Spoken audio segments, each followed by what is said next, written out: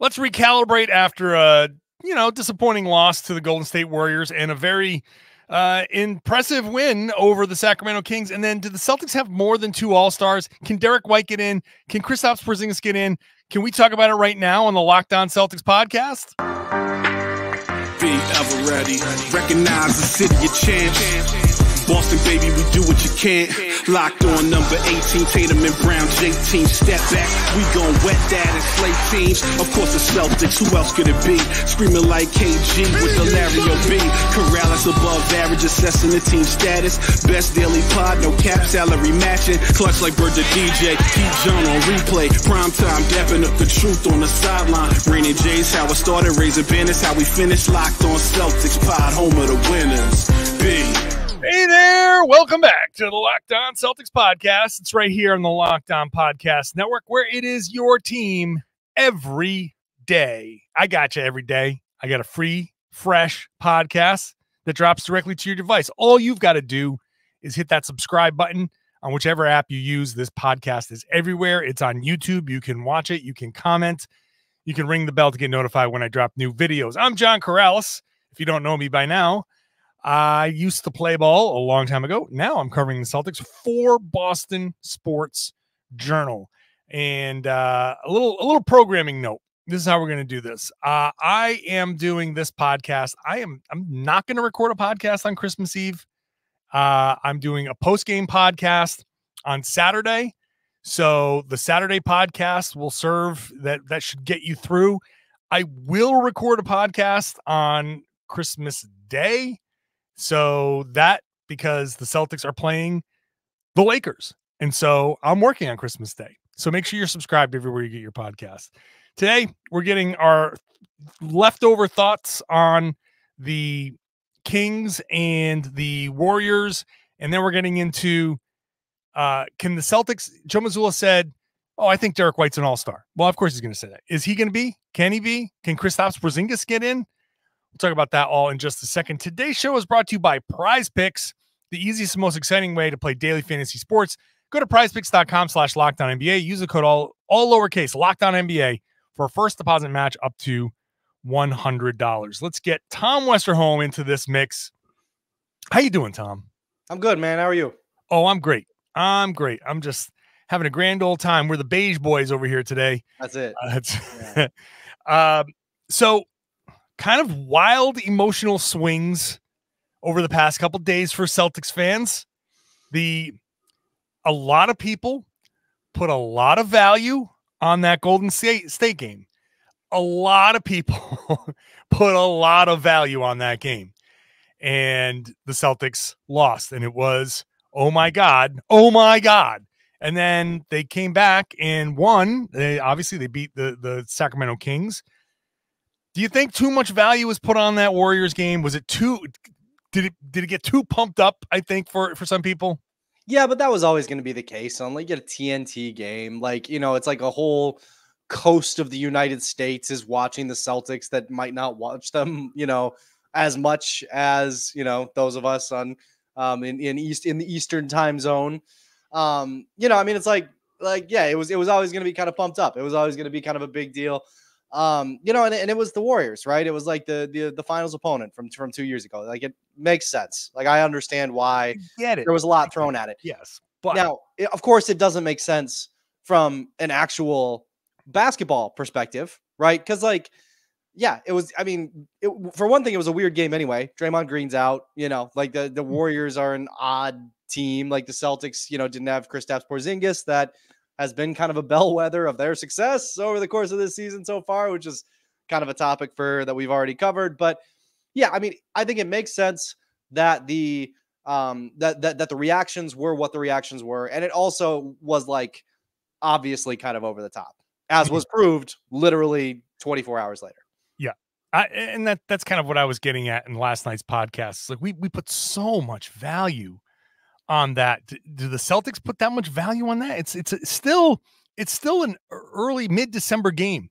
And, maybe I said the same thing last year when they lost that game. It shouldn't. And you know what? It should not have been something that cascaded, but this one didn't cascade because the Celtics came in and I thought they handled their business really, really well. against the Kings. That's not a bad team. They're not perfect, but that's not a bad team. And when they come out to a 23-11 lead and are looking as good as they are, to on the back-to-back, very easy to just be like, ugh, I do not feel like dealing with this today. Fine. Forget it. You know? Yeah. And they kept it together. The Celtics, I don't know, man. I have not seen them take any excuse this year. There have been plenty. And there have been plenty of comments where it's like, excuse, but we're not going to make excuses. But they are saying that after they don't take the excuses. And I think that's a really good sign for them this year. There are things they need to improve, which is also good because there's somewhere for them to go. And it's not like just keep it going. As long as there's something for them to improve, they'll keep striving to improve it. But they have not given in to any excuse at all season long. And I think that's one of the signals to me that this is legit. This is not like they're just hot. This is just a good stretch. They are a legitimately great team. Yeah, I mean, that's certainly part of it. Other parts of it include the fact that they have 4 All-Stars on this freaking team. Yeah, that's but I mean, totally really great. Yeah, and I mean, look, and I think that shows itself when you see them not make an excuse, to your point, for Jayson Tatum being out, on the second night of a back-to-back, for Al Horford not being there on the second night of a back-to-back. Like, they're just like, okay, let's roll with the punches. Jaylen Brown's going to be awesome. Drew Holiday's going to be awesome. Derrick White's going to be awesome. Like up and down the board, just a big all-around performance that kind of makes up for that. You want to talk about built-in excuses. The thing that I didn't even say when I was talking about how weird the Warriors game was that Jayson Tatum was a shell of himself after he very clearly and was very clearly limited by a sprained ankle. That would have been a ready-made excuse. That would have been a ready-made excuse to lose to the Kings as well on the second night of a back-to-back. It wasn't. And, to your point, enormous credit to them for that because they looked really good. Yeah. They continue to get big-time contributions. We'll talk about White and Porzingis as potential All-Stars.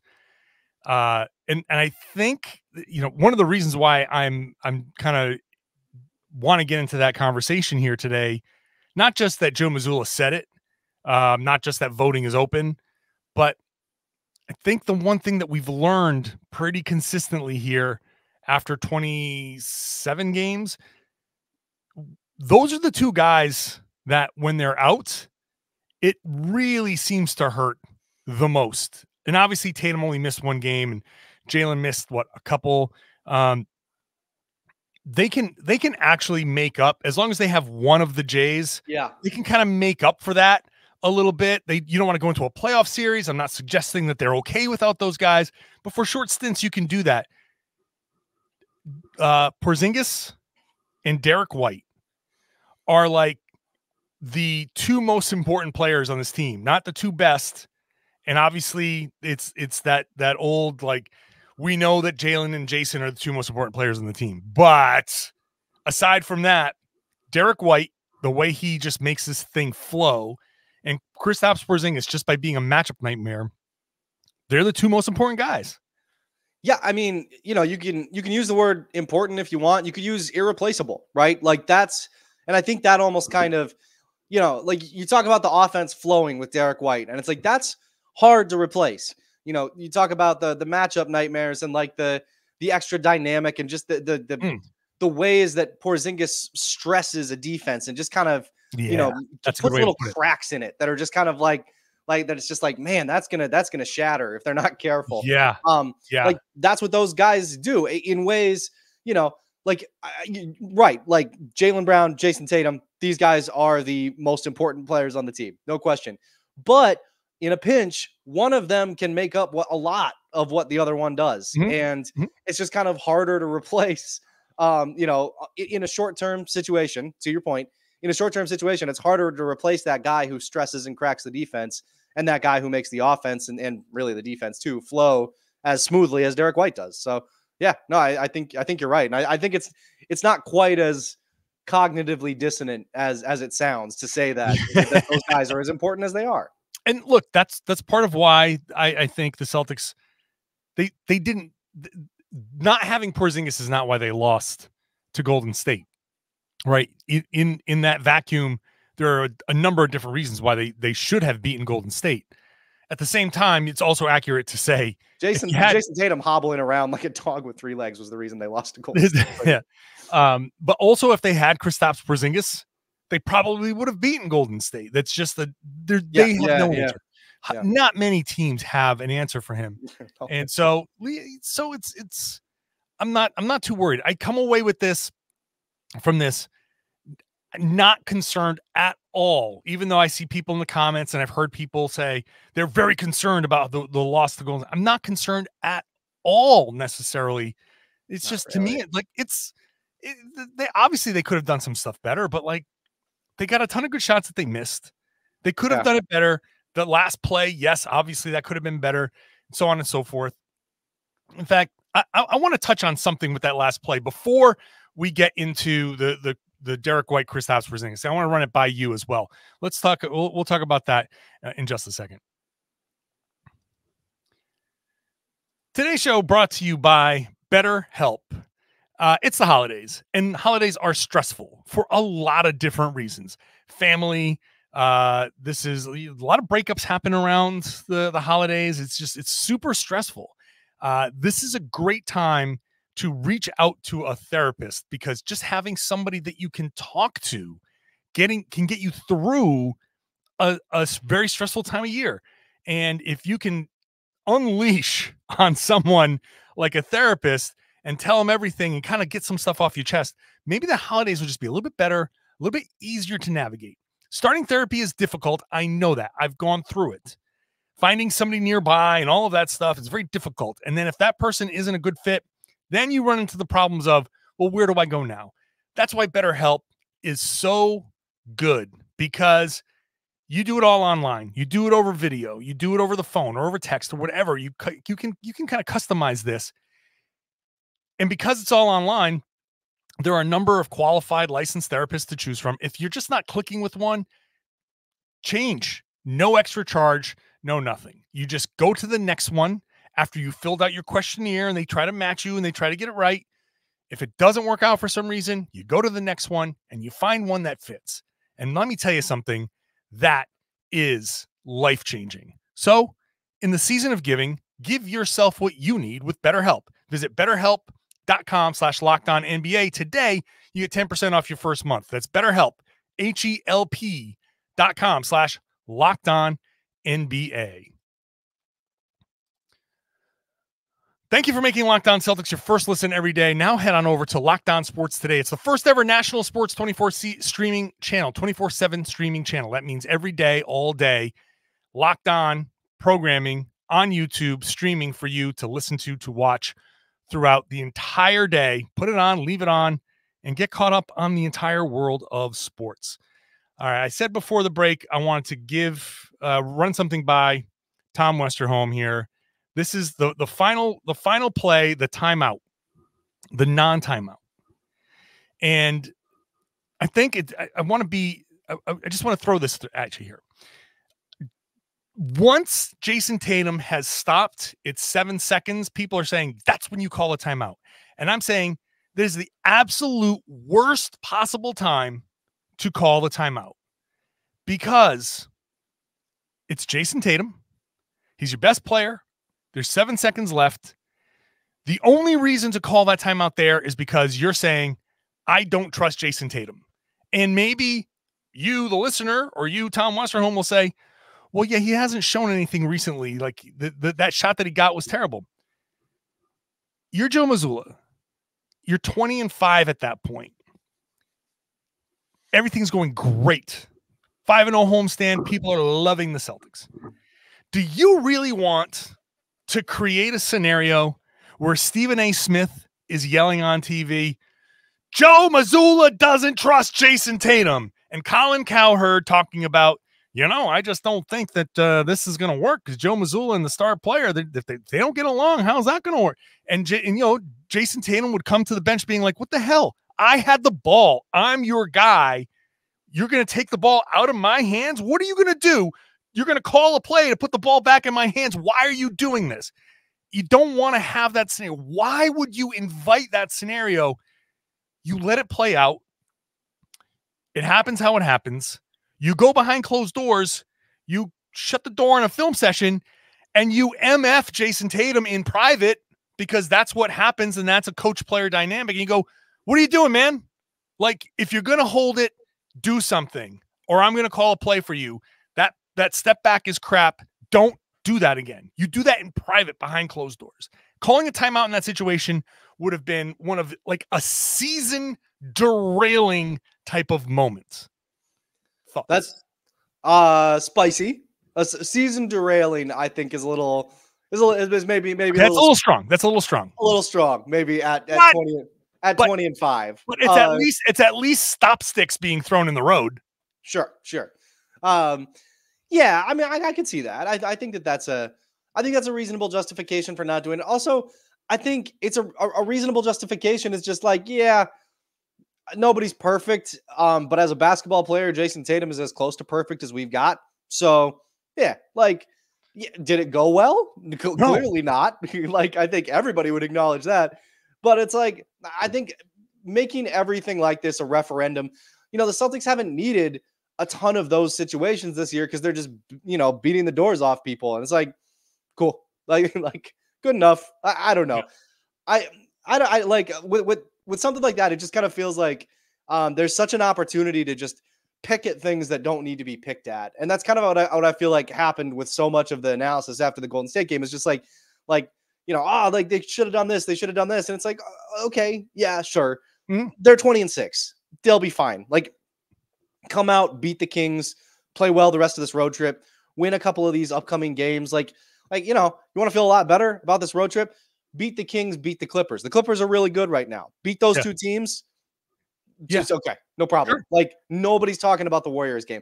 And I understand that, like, that's not where we're at, like, on December 21, and we're trying to have a conversation about the Warriors game. So sure, I'm kind of derailing it, but I don't know, man. I'm no, I think it's worth it. Yeah, I know.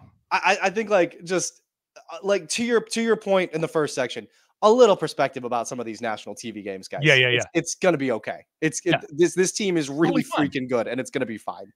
If you want to bag on Joe Mazzulla for anything, I would say, why don't you have a couple of plays that you can go to, your 7-second plays, your 10-second plays? Sure. Yeah. Like that's something. Like if Jayson Tatum, to me, this is the basketball version of 2-minute offense. You can't like always huddle up in the NFL, right? You got to be able to run no huddle sometimes. And this is a lot of times when you do, you get the ball down the field real fast. Right. And so like there's reasons to do it. And I thought that was a good reason to do it. Yep. With Chris Paul and Steph Curry on the floor, I thought that was a good reason to do it. If I'm going to criticize Joe Mazzulla for anything, it's not having a set of 1, 2, 3 plays to be like, okay, we're doing, X1, whatever, call a play and be like, okay, this is our quick hitter, right? Boom, boom, and make a play. Either you're going to invite the double team onto Tatum with one of those guys, and you're going to give the ball up to Holiday or Derrick White, and those are fine guys to give the ball up to because at that point they get the ball with 5 seconds, 4 seconds, still time to make a play, drive, get to the free throw line, take a free throw line jumper. Like you have options at that point. 2 seconds left. You get the ball in bounds and Tatum takes that shot. Fine, whatever. That sure. I'm not going to get worried about. 7 seconds left. I get that shot sucked. It absolutely did suck. No question about it. Joe should have like a Rolodex where that's something a 50-year-old person would say. Joe should have something, a series of plays that you can call. Not something that anybody on this podcast has experienced. That would be my one problem. But calling a timeout in that situation when Tatum had the ball there, don't invite that problem. Don't invite Tatum getting pissed off. Don't invite media scrutiny. Don't invite any of that stuff. At that point, you just got to sit there and fold your arms as a coach and be like, well, this is the spot that we're in. Now, game 7 of the finals, Yeah, call a timeout in game 7 of the finals, because now you want to make sure, like, you don't care about the matchup necessarily. Like, you want to get the best possible play. Sure. December 20th or 19th or whatever it was against the Warriors. No, let it roll, man. Let it roll. It's okay. Like, the result was not great, but let it roll and don't invite that other stuff. Yeah, if you and for me, if I'm going to criticize Joe Mazzulla, I'm going to be talking about how the pace slowed down so much in the second half because you were trying to get the sixth foul on Steph Curry. And like, I get trying to get that foul on Steph Curry because look what Steph Curry did the rest of the way. But like, you were getting fouls on him just fine by doing what you were normally doing. Like, right. Just do that. You'll be fine. So, Yep. Okay. So Derrick White and Kristaps Porzingis, we feel pretty good about Jayson Tatum making the All-Star team. Feel pretty good about Jaylen Brown making the All-Star team. Seems like I feel like those two things are likely. Yeah. Can they get a third? Can they get a fourth? Well, we'll talk about that coming up next. Today's show is brought to you by our good friends at PrizePicks. PrizePicks is daily fantasy done right because it's you versus the projections. They set the projections. You pick more or less, and you do it in any number of sports. You can do just basketball if you want, or you can combine them. All you got to do, you get 2 to 6 players, and you don't have to hit on all of them. You can hit on some of them, and you can get like 1.5 times your money back, or you can hit on all of them and get up to 25 times your money back. It's a lot of different ways to win on PrizePicks. They've got a specials league where you can combine sports, so you can go basketball and football and get projections on 3-pointers made and touchdown passes. All that kind of stuff is there. And there's injury insurance. So, if your guy goes down in the first half, doesn't come back in the second, that player gets rebooted. So if you want the only daily fantasy sports platform with injury insurance, you go to PrizePicks. You're not playing against thousands of people. You're not playing against sharks. You're playing against just you and their projections. So have fun with it. Go crazy with, your little projections, and it's just a good old time at PrizePicks. If you go to prizepicks.com/LockedOnNBA and you use the code LockedOnNBA, all lowercase, you get a first deposit match up to $100. So that's really good. You deposit up to $100, they'll give you another whatever number you match, whatever number you put in, up to $100. Go to prizepicks.com/LockedOnNBA. PrizePicks. It's daily fantasy sports made easy. Thank you for making Locked On Celtics your first listen every day. Hey, you want a last-minute Christmas gift that's going to get delivered on time? Go to Cameo, download the Cameo app, search for me, search for John Karalis. You can get a fan of the podcast for $15, a personalized message from me, a Merry Christmas, a hello, a shout out, good luck, and anything. It's just a fun little thing. If someone loves the podcast, then I will send that person a message. Go to cameo.com. Just search for me. I'm going to search. Let's search for Tom Westerholm again. All right, Tom. How much is your Cameo? $15. I'll do it for 10. I'm not on as much. Okay. I'm also not on Cameo, so I don't know. Right. Tom, not underscore NBA. Tom undercut NBA. Undercut NBA. Undercut NBA. I see where you went there. I see. Okay. Yeah. Pretty good. All right. Hey, speaking of Derrick White and Tom underscore NBA, your boy tweeted today. Yeah. For the first time in a long time. Yeah. You know that drill tweet that's like I'm not mad. Please do not write it in the newspaper that I'm mad. Yeah. I'm not back. Please do not write it in the newspaper that I'm back. Tom, I was not. There's a lot of noise about Derrick White being an all-star. And I just happened to remember saying something about this and getting a lot of pushback. A lot of people reaching out, being like, Derrick White, come on, man. Like, it's not realistic to think that Derrick White could be in the all-star conversation. No, it's not. It's not. Oh, okay. Okay. Well, here we are having an all-star conversation. Can't be the number one pick. Okay. All right. Let's Tom. While Tom finishes his victory lap, let's take a look. I will never finish. When I start a victory lap, it goes on for a long time. It's a victory marathon. Yes. Derrick White, obviously, we just talked about how important he is to the Celtics. Like, this is where, like, if you know, and if you follow the Celtics, every team that's good has a guy that's maybe not big on the counting numbers, but is so important that the fan base will be like, no, you got to really consider him. He's so important to this real good team, and the wins matter, and you got to consider him. Like, yeah, okay, yeah, sure. Derrick White's one of those guys. And the counting stats are pretty good anyway. 16.5 points, 5 assists, 4 rebounds. He's shooting 49% from the field, almost 43% from 3, 42.9% from 3. I don't know what I said before, but let's say 43% and 58% from 2. He's just where else do you want to go? Steals 1.3, 1.2 blocks. He got more blocks than any other guard in the NBA. It's a solid case, Tom, that Derrick White is worthy of all-star consideration. Yeah, absolutely. I mean, look, if you're going to give the Celtics a third guy, right? I understand Porzingis. I think there's a strong case to be made there. Like, we're going to talk about it. But, like, you look at some of the on-off numbers with Derrick White and, Jayson Tatum off the floor. Derrick White, Jaylen Brown off the floor. Derrick White, he does exactly what the Celtics need him to do, which is sometimes be kind of a primary scorer. Like, sometimes they need him to do that. And then he just goes and gets buckets. And sometimes they need him to, be a little bit more of a facilitator role and fill in some cracks. And then he does that. And, like, I think it's, you're right that, like, every good team has a guy where it has that kind of in the margins kind of guy where they're like, no, you got to consider this guy's candidacy. That's true. The problem is that Derrick White is better than all the other ones of those. Like, he's just really good. I think it's a strong case. I think if you I understand that all-star voting, a lot of the time, all-star candidacies have to be based around stats because you do need a certain amount of objectivity here. There's going to be some subjective nature, but you do need some objectivity. Stats give you that. I understand that. And like, do you really want to be wading into the weeds on some guys? Understood. No, right. Fine. But Derrick White deserves to be in this conversation. I think he's been an all-star so far. I'd put him in. I don't know. And to your point, I've watched a lot of Celtics, but I would put him in. I think he deserves to be there. Here's the question.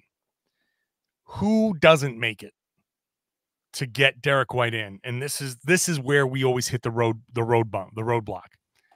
Because there are a few guards that really you're like, is he gonna beat out these guys? Tyrese Halliburton. Nope, not beating him out. He's not beating Tyrese Halliburton out. Tyrese Maxey. We'll get the Tyreses out of the way. Probably he's not beating Tyrese Maxey. Tyrese Maxey. Nope. No. Okay. Damian Lillard. Nope. Probably not beating Damian Lillard. Donovan Mitchell. Probably not. Probably not beating Donovan Mitchell. Okay, so that's 4. Mm-hmm. That's 4 guards. Mm-hmm. Trae Young. There it is.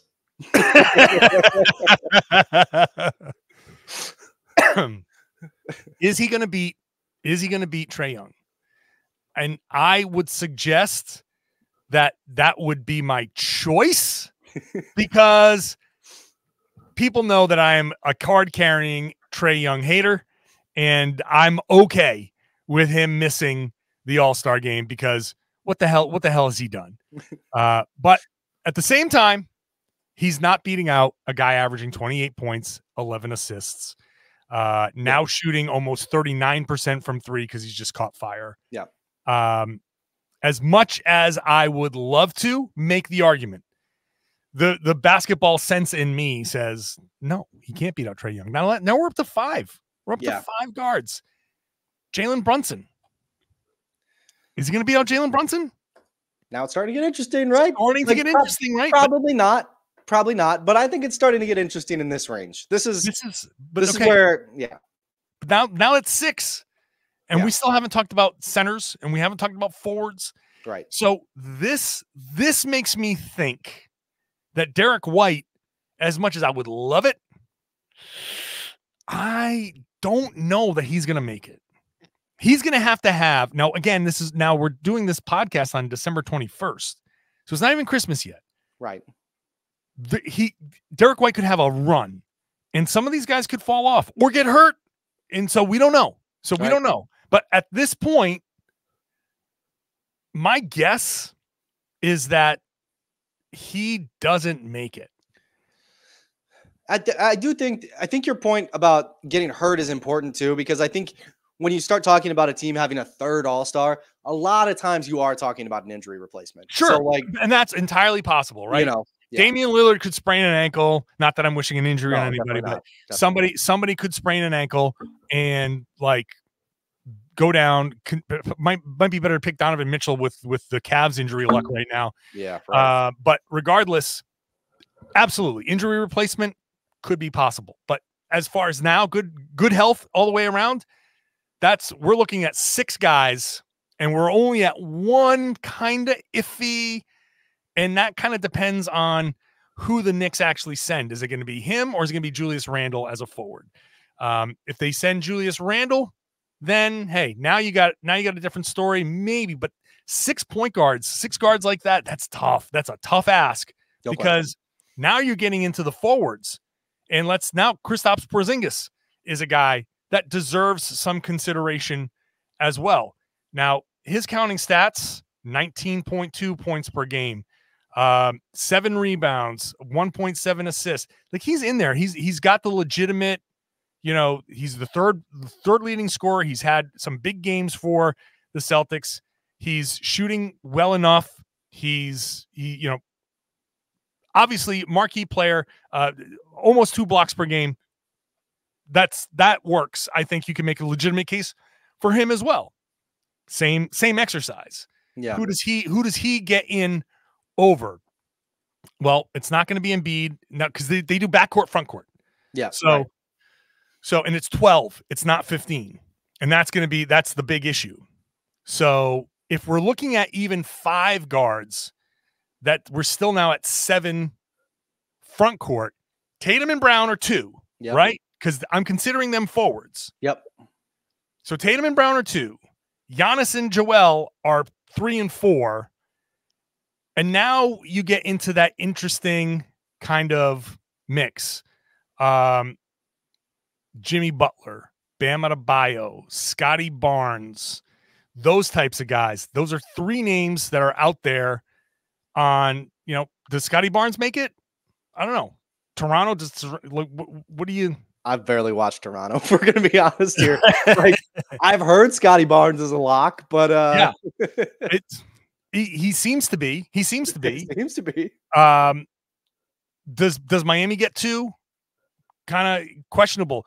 I think what I'm getting at is Porzingis has the better chance because we're not getting down to like Jimmy Butler, maybe, but Jimmy Butler's stats are kind of in that same kind of range. Let me call up Jimmy Butler real quick here because he's averaging 21.5, so only a couple points more, 5 rebounds, 4.5 assists, steals at just 1 steal a game, not really much of a shot blocker.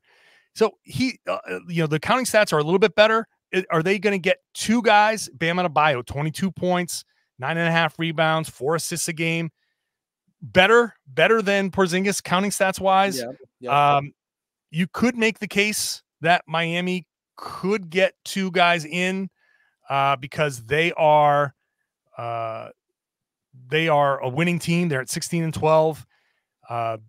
Cleveland's candidates it's basically Donovan Mitchell, and injuries have kind of ruined the rest. Yep. I think Julius Randle has a legitimate case. I don't know if Paolo Banchero has a case in Orlando. Orlando's the 4th seed right now, and they were the top seed for a hot second. Yeah. How do you not give Orlando an All-Star? Yeah. Yep. You know what I mean? Like, so that's going to be the type of mentality you get to. Yeah, I mean, and to your point, Paolo, 20.6, 6.9 rebounds, 4.5 assists. That sounds legit. It sounds legit. So are you going to, if I'm sitting there voting because these are going to be coaches' replacements. They're not going to get voted in. Yep. I say Boston's got 2. I'm not going to take Orlando with their hot start. Again, now this depends on them carrying it over to that point. But if this is how it is when we get to that point, I can see 5 of those guards getting in. Let's just say 5 get in. Well, we've now listed 4 forwards, so we've got 3 more to go. Banchero, I think, is a guy that probably gets in. Yep. So now we're at 2, and we haven't had a single guy from the Miami Heat get in. Let's just say one of those guys gets in. Now we're at another forward, and we haven't talked about a single guy from the Knicks getting in. So does Julius Randle get in? Like, now we're starting, the numbers crunch is starting to get there as well. Again, another injury replacement could be Porzingis. Kind of depends on where that lands. My final thought is, I don't think Derrick White makes it because there are just 5 or 6 guys ahead of him, just statistically, that are better. Statistically, not better impact. I'm fully on board. I want Derrick White in. I think Porzingis has a better chance because the arguments for him not getting in are, well, Orlando's a good team. They need one. So Banchero gets in. Yeah. I think Banchero is ultimately going to be a better player and all that. But like, you're starting to be like, well, the Knicks are going to be a playoff team. They need one. And like, you're not being like, these guys are so obviously better, having better seasons or whatever. You're making a different kind of argument. So I think there's a better chance that Porzingis makes it.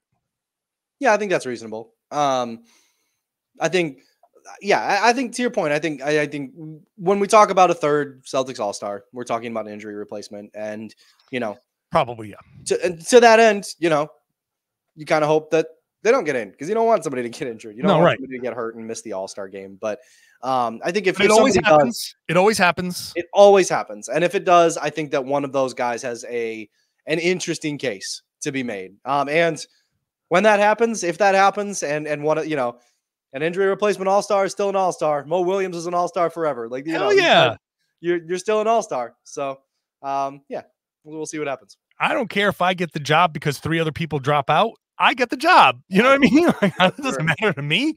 If I'm the 4th choice, I'm the one that gets the job. So great. Congratulations to me. If it's an injury replacement, no one's going to see.